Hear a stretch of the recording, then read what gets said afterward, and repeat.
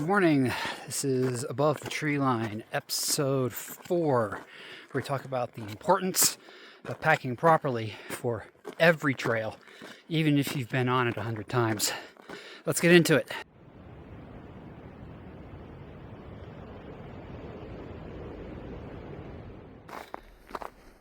Man, first, isn't it beautiful? Wintertime in Colorado. So that means time to break out the hiking poles and the better treaded shoes.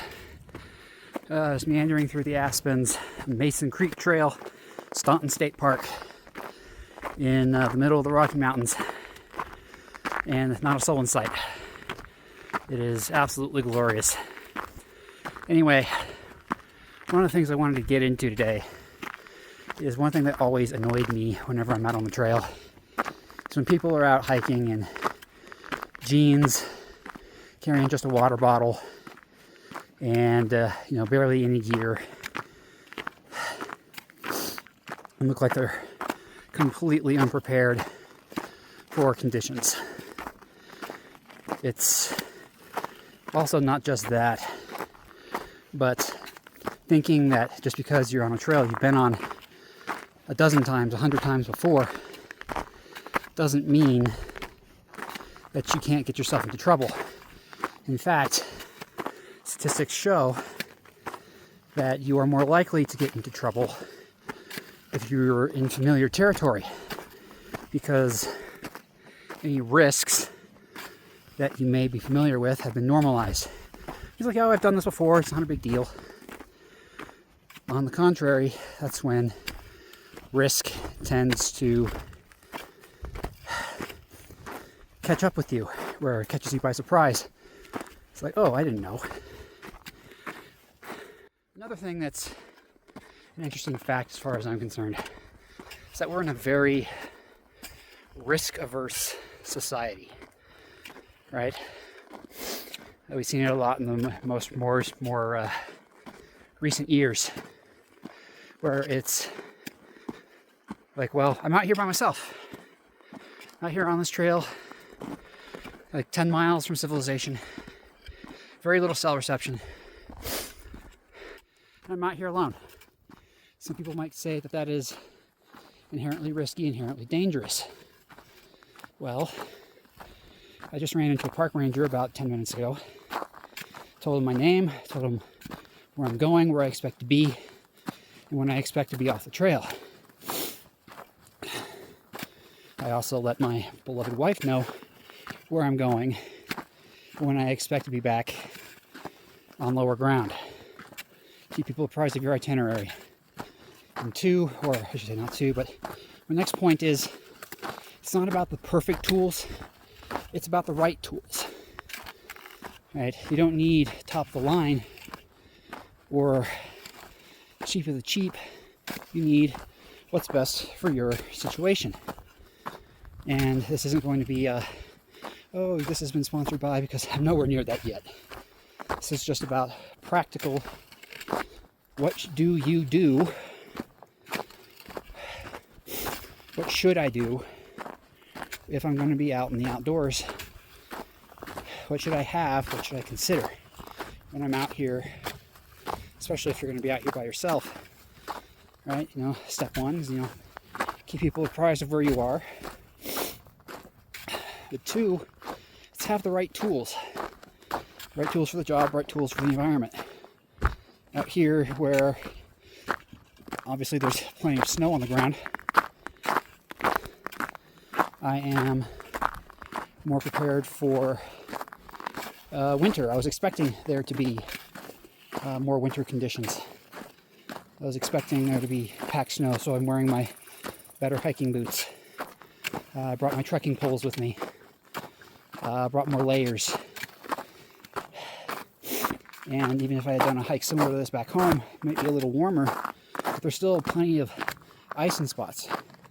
That canyon that I've been doing my first episodes in, that's still plenty snow covered. And just because that's closer to home, it's at a lower elevation, doesn't necessarily mean that there is no risk.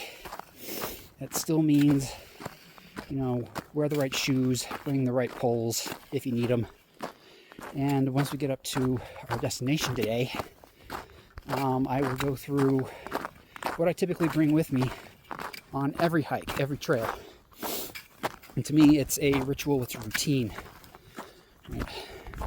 Before we get to that, though, one of the things that I also want to talk about is, especially because for somebody like me who likes to go out hiking by myself, I like to find places where there's few, if any, people around. There's some peace and solitude with that in this day and age. It is important to have a proper means of communication. I don't have a satellite phone per se. I know a lot of people really love things like the Garmin InReach or comparable tools, and they have definitely saved lives, as I've seen. I heard a story of a gal who I think she was hiking somewhere in California.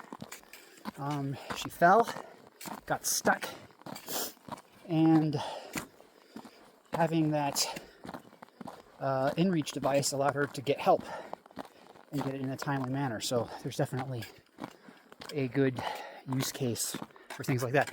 A lot of everyday folks, though, set these devices run around anywhere from $200 to $400, and you need a separate subscription on top of your phone service.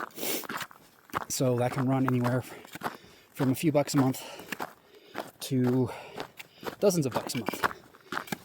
So if you're a casual hiker or not out all the time, it might be a little bit too much for you. That's okay.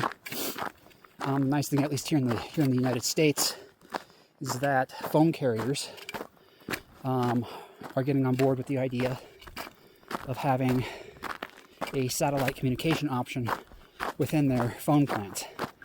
And there's a debate over which is better than others. But I will say that personally, that's what I use. I do have a form of satellite communications, or SATCOMs, on my phone, the one that I'm using to record this right now. So if I happen to get stuck, I can call for help. I can let people know where I am, and go from there. And it's proven to be, beneficial. And I can also, keep people apprised of where I am, where I'm at, where I'm going, what I'm doing. It's lovely. It's an absolutely lovely thing. Something else I want to get into that I think is particularly important and I think is often overlooked when it comes to hiking in the 21st century is that know how to read a map, please. Right now, my phone is my only means of communication. If it were to go dead, what am I going to use to navigate? Right, that's like, seriously, it's like, I don't know what the stats are, but somewhere between 60 to 80% of millennials and younger don't know how to read a map, a paper map.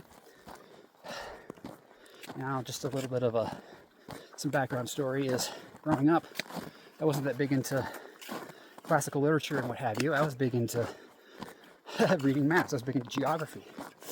So I wouldn't call it a natural skill, but something that I am particularly good at and particularly fond of is knowing where I am in space and how to figure out where I am on the map and get to where I want to go. So I always carry a paper map, or I take a picture in my head of where the trails are, where they expect to be, where they go. So for example, this is the Mason Creek Trail, Staunton State Park. This trail tends to run on the higher ridges, running generally east to west, with some deviations north and south, depending on what side trails you wish to go on. So, with that in mind, I can generally figure out which direction I'm supposed to be going in a typical sense. and go from there. All right, so